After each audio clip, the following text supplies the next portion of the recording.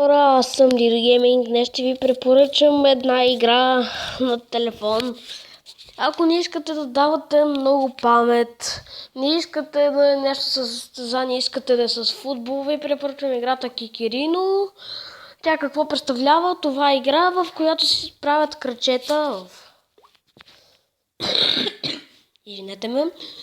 В тази игра се правят крачета и с тези крачета се дават пари. От парите се купуват нови футболни топки.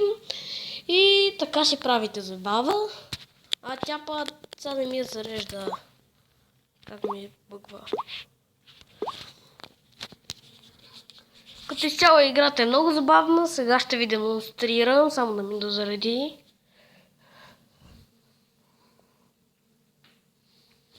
Тя не е много памет. В заглавието в описанието ще напиша името на играта. Даже ето тук може да го видите. Kicker Info. Ето какво представлява. Тия работи ги мраза. Какво представлява играта? Ето това. Стига си реклами. Ето какво е играта.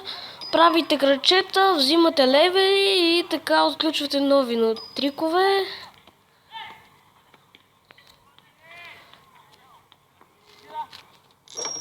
Добре, и това ще бъде от този видеоклип. Ако ви хареса, може да му дадете лайк.